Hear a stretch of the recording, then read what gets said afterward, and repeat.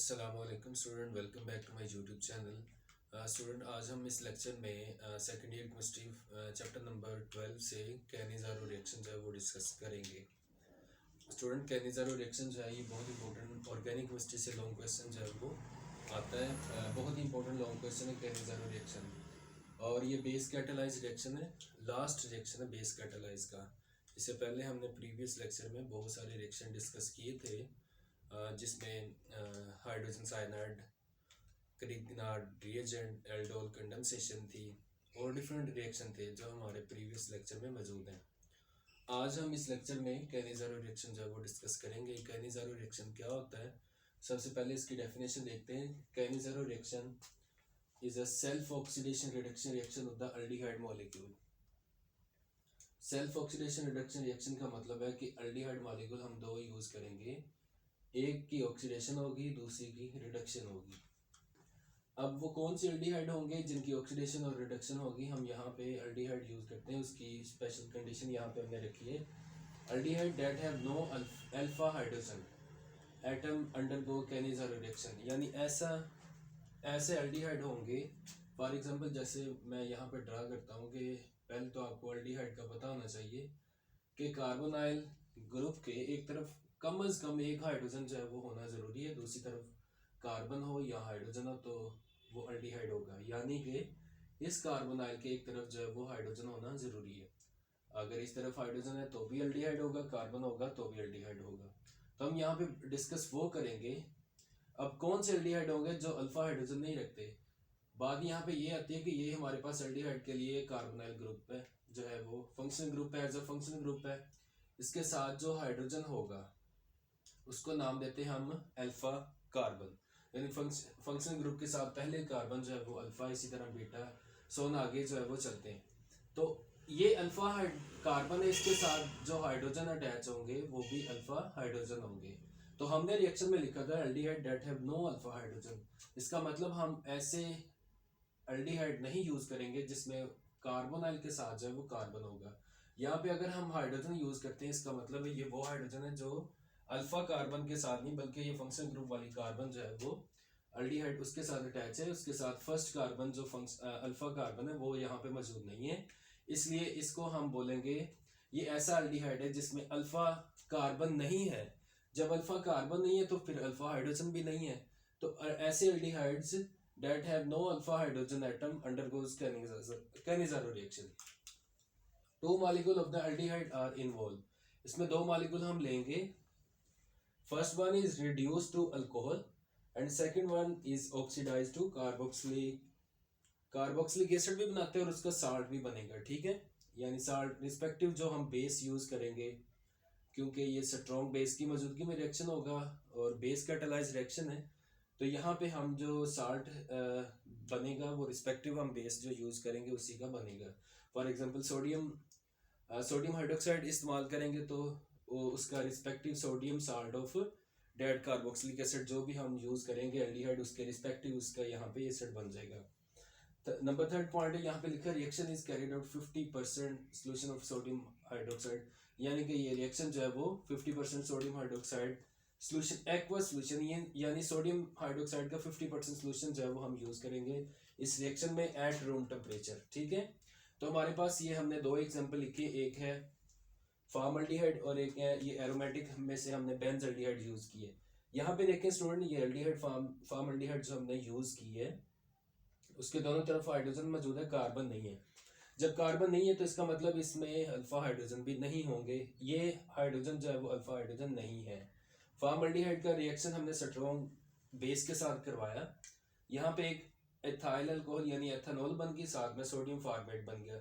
यानी अगर यहाँ पे H होता तो ये होना था फार्मिक एसिड, तो ये साल्ट बना सोडियम फॉर्मेट। हमने यहाँ पे बोला था कि जब दूसरा मॉलिक्यूल एल्डिहाइड का जो ऑक्सीडाइज होगा वो कार्बोक्सिलेट साल्ट बनाएगा, तो यहाँ पे साल्ट बन गया। इसी तरह हम ये एरोमेटिक एल्डिहाइड जहाँ यहाँ पे देखें जरा, इसको मैं पॉइंट क्लियर कर दूं कि ये बेंजीन है हमारे पास, तो इसके अंदर जो है हर कार्बन के ऊपर, आपको पता है स्टूडेंट, हर कार्बन के ऊपर एक एक हाइड्रोजन होता है, ठीक है, एक एक हाइड्रोजन होता है। तो अगर ये वाला हाइड्रोजन हम यूज रिमूव करते हैं यहाँ पे, तो इधर तो आ गया अल्डिहाइड ग्रुप, ये वाला जो हमने यहाँ पे अटैच किया। इसका मतलब हुआ कि इस कार्बन, ये जो अल्डिहाइड ग्रुप जिस कार्बन से अटैच है, उधर देखें अब यहाँ पे कार्बन तो मौजूद है लेकिन हाइड्रोजन जो है वो नहीं है। इस कार्बन के चारों बॉन्ड, दो बॉन्ड इधर कंप्लीट है, एक इस कार्बन के साथ एक इधर, ठीक है। जो पहले हाइड्रोजन था वो अब रिमूव हो चुका है, यानी कि इधर भी अल्फा हाइड्रोजन नहीं है, ठीक है। इसलिए हम बेंजल्डिहाइड यूज कर सकते हैं। सोडियम हाइड्रोक्साइड का रिएक्शन हुआ यहाँ पे अल्डिहाइड ग्रुप जो है वो अल्कोहल में चेंज हो गया। बेंजीन के ऊपर हाइड्रोक्सिल आ जाए तो इसको बोलते हैं फिनोल, लेकिन ये बेंजीन के ऊपर क्योंकि एक बाहर कार्बन था ये वाला, तो कार्बोनाइल कन्वर्ट हो गया CH2 में, तो ये बन गया बेंजल। बेंजल लफ्ज होता है, ठीक है। और साथ में क्योंकि हाइड्रोक्सिल है तो अल्कोहल आ गया। उसके बाद ये sodium salt of benzoic acid, ये बेंजोइक एसिड बनना था। अगर ये यहाँ पे सोडियम, हम इसका रिएक्शन आगे यानी एसिड में चेंज कर सकते हैं इसको। ये साल्ट बना सोडियम बेंजोएट इसका नेम है, ठीक है, आईयूपैक नेम है इसका। तो ये था रिएक्शन। अब हम इसके मैकेनिज्म की तरफ जाते हैं, मैकेनिज्म देखते हैं।